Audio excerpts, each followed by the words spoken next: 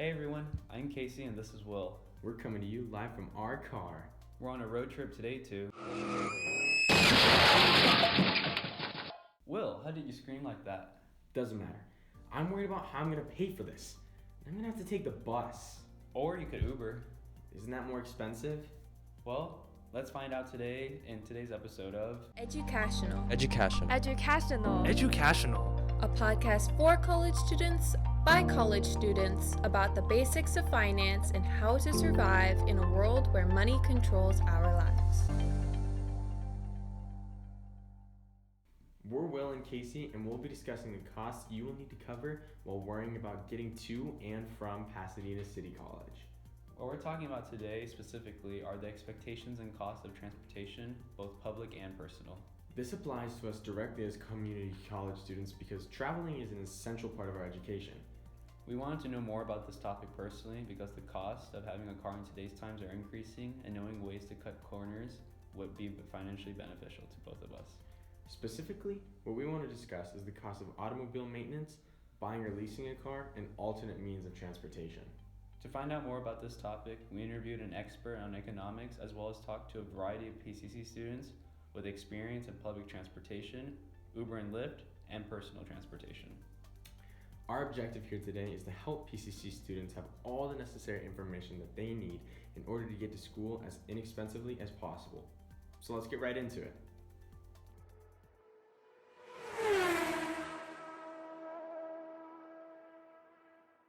So, how much is this damage going to set me back? Well, that type of cost would be part of maintenance cost, which is part one of this episode, and maintenance costs further includes the cost of upkeep, fuel, and insurance. Let's talk about upkeep first. I need to know how much I'm going to be spending on repairs. Car upkeep includes the cost to repair and maintain a car. Additionally, the cost to maintain a car fluctuates with the specific model of car you buy, right? Yep, and it also depends on where you live. According to Medical Economics, Volume 80, Issue 10, it would cost you more to fix your car in San Francisco than it would in Billings, Montana. Billings, Montana? Where's that? I don't know, you tell me. And logically, it would cost more to fix a Ferrari than a Toyota Prius. So basically, it would cost way more for me to wreck my Ferrari in San Francisco than to wreck this Prius here in Pasadena. Essentially, not that you would want to wreck either. And for all our fellow Pasadena students listening, owning a less expensive car in general will help with the gas mileage of, say, owning a sports car. Speaking of gas, let's talk about fuel. There's different ways to fuel up now, right? Yep, there's your traditional gas-powered engine, but there are also electric cars too. But aren't electric cars more expensive? I mean, you would think so. Here we have fellow PCC student Carice to talk about the cost of owning an electric car.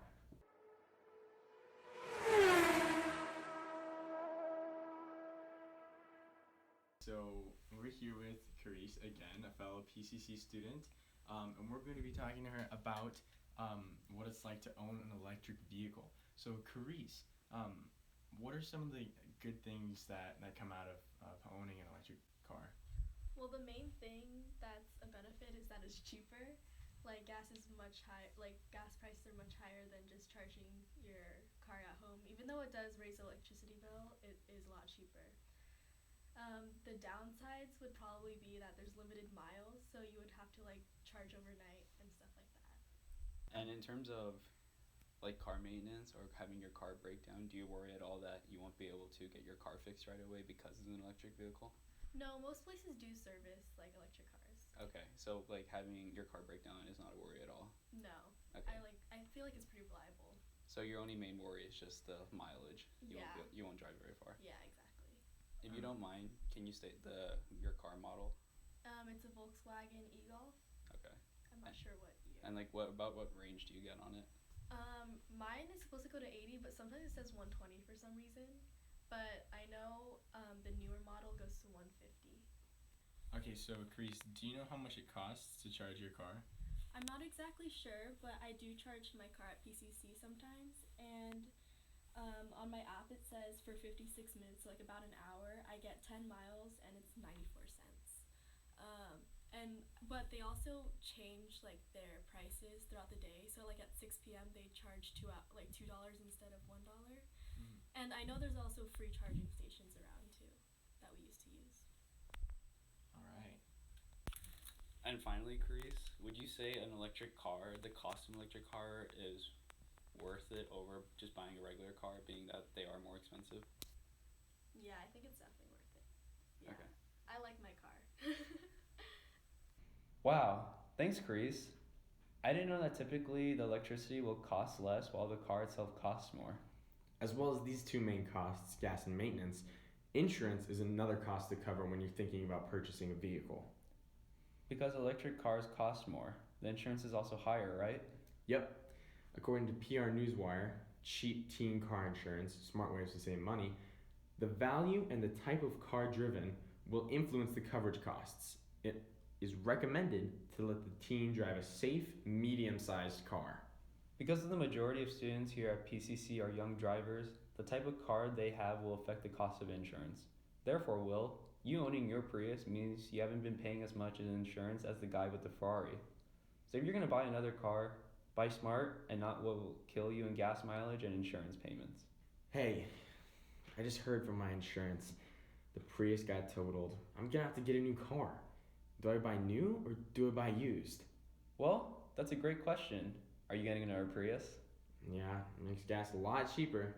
Well, luckily for you, as we get into the second part of our episode, I interviewed a Mr. Levering. He has his bachelor's from USC in economics and his master's in economics as well. He was also my high school professor. Here's what he had to say about buying used or buying new. Mr. Levering, hi. It's been a while. It's good to see you. It's good seeing you. Do you, for all the community college students, or for anyone really buying or making the decision to buy a used car or a new car, what goes into the process of buying a used car, and why does it have so many benefits over buying a new car? I strongly recommend buying a used car over a new car, most importantly because a brand new car is going to depreciate in value so much in the first year. So typically 10% even of the value.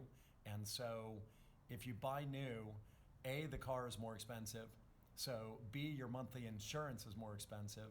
C, the value because of depreciation, you're wasting value on that. Also, your monthly car payment will be more, and all those reasons, and it's just more expensive. So it's financially wiser to always try to buy used. You want to buy used. The insurance, because of the replacement value of what you're insuring, is less, so your monthly insurance should be lower. Your monthly car payment should be lower, and most importantly, you've let someone else take the depreciation. They're the ones who took that hit. And so for all those reasons, used is better.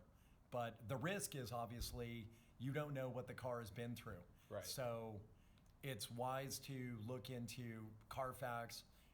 It's wise to consider paying a little more even for Checkup or like a reputable source, right? Exactly, Okay. like a certified car, or sometimes you can hire a mechanic who will come with you for like $150 to check the engine. Yeah, that's a good way to certify, make sure the car you're buying used is a good car, yeah. That's the big risk Right. is sometimes you don't know if maybe a car was totaled in, say, Houston maybe it was flooded from a hurricane. Right. And so Carfax, some kind of certification is. So, and do you think that stigma of potentially buying just a totally wasted car should stop anyone from?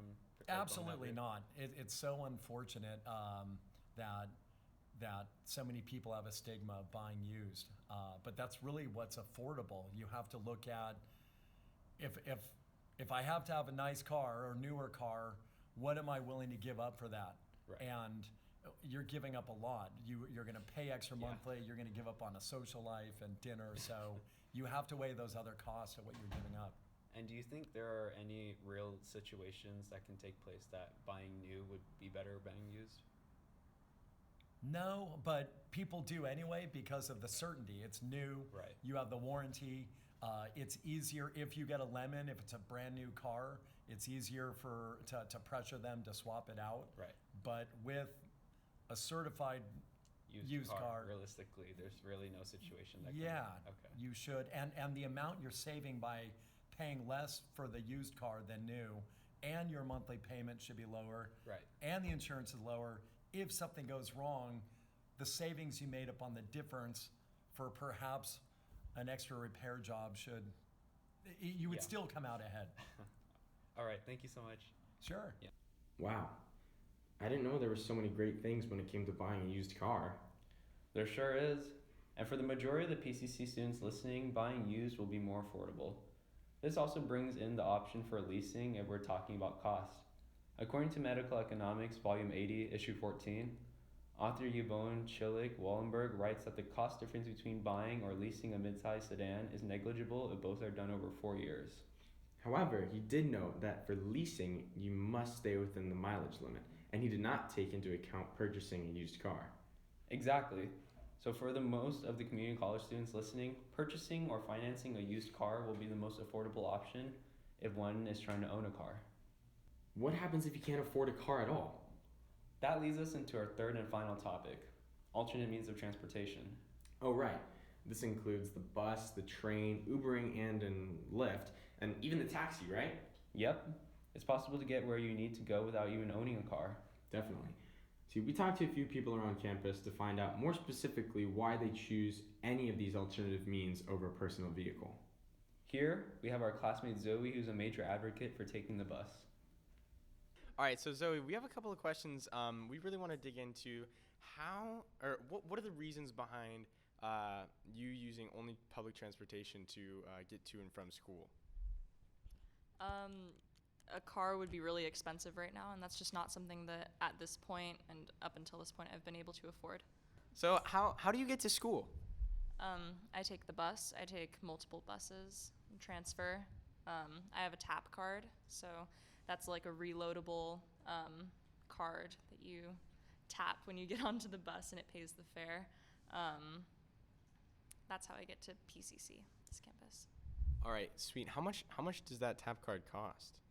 I think it's $5 to buy a new one, and then you reload it with however much money you want when you run out. So I think mine has like $10 left on it, so I should probably reload because the fare is like $1.75 on most of the buses that I take. So I don't have very many rides left. Okay, cool. Is PCC the only place you use public transportation to get to? No, I take the bus everywhere. If I have a lot of friends that live in like Burbank or like downtown LA, and I take the Gold Line or I take express buses to those places as well. Okay, and then last question: do you ever Uber or Lyft places? Why or why not? I do, but only really when I have money to do so. It's kind of similar to the car thing. If I hadn't enough money to be Ubering everywhere, I might as well just buy a car. This is the last question. How much time does it take to use public transportation to get to where you're going, specifically PCC? From where I live, it takes about an hour to get from my house to PCC. But I don't live very far. The buses just take a really long time because they have to stop and let people on. They don't go very fast, so yeah. Thank you, Zoe. Other than affordability of a car, we also learned from other students around the campus that there are other issues when it comes to owning your own vehicle. So the topic of our podcast is why do people use public transportation? And we're hoping we could ask you that. Reasons why is because people don't have parents who can pick them up, or people don't have, IDs or driver license yet to drive. So people take the bus, and it's simple. Okay. What is your reason, number one reason for taking public transportation? I don't have a car. Right. Is it just costs, for gas and maintenance and everything like I that? don't have a license yet. Oh, really? Okay. Yeah. Okay. So But it needs to even be if you had the license, would the cost of a car still be an impediment in getting a car? I think so. I think I just have to cut corners a lot Okay. in getting a Right, car. right. Yeah. Right. And then, have you ever considered using Uber or Lyft? I do use it a lot. You use it a lot? Yeah. Okay. So, let's say out of a week compared to taking the bus, how many times would you Uber or Lyft? A lot. A lot? Is it Okay. 4 times a week? Okay. Okay. Yeah. So you'd say you use a good mix of both. Yeah. Okay. It's mostly if I'm running late. All right. And then what is your daily commute when you're coming to school or going home? I live pretty close to school, so I usually just if I'm on time, I take the bus. Yeah. If I'm like really late, I call an Uber. Yeah. And then I go home. I usually either take the bus or I walk sometimes. Oh, so for you, because you live close to school, either way, like bus or Uber or even walking is convenient? Yeah. Okay. All right. Thank you, Carmen. Yeah. That part really surprised me. One thing we forgot was you need access to a car in the first place to take the license test. Right. We know, though, from Zoe that the bus is a very long commute. What about Uber or Lyft? Well, we know from Carmen that calling an Uber is definitely fast. But we also know that many cannot take an Uber or Lyft because it is so much more expensive, as Anthony says. Have you ever considered using Uber or Lyft? I have, but if you don't have, for people at PCC, if you don't have financial aid or anything like that, it's really expensive. It's expensive. So if you have a job, I think you can handle it, but it depends how far you live. So you would say for the most part, it's just the lack of like a license or money that really affects. That's what I meant. Yeah. All right. Okay. Thank you so much, man. You're welcome. That makes sense. At the end of it, it all comes down to affordability and accessibility. Right. So, Will, what are you going to do about your situation? So now that I know that maintenance varies on things such as how my car costs initially and even where I live, I know what to expect to pay when I wreck my next Prius. And you will be buying a used one, right? Yep, I can afford it, but for those who cannot, the availability of public transport at the expense of some time still remains a viable option for getting to school. And for those who can afford it but have obstacles like not having a license, calling an Uber or even a taxi will be the same as owning a car in terms of commute time. So our takeaways are: cost of maintenance, including repairs/upkeep, insurance, and fuel, will depend on the car you own, where you live, and how old you are in terms of one's driving record.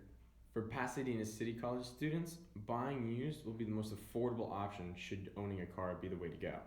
And for affordability, public transport is still very viable at the expense of time. Where for those who have other reasons for not owning a car, calling an Uber or even a taxi will be on par in time with owning a personal vehicle.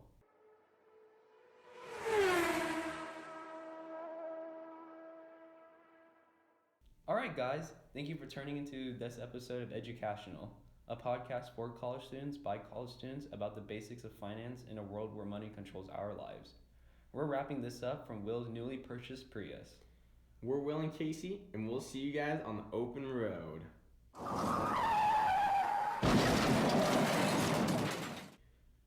Dang it. Educashional is a production by College One students at Pasadena City College.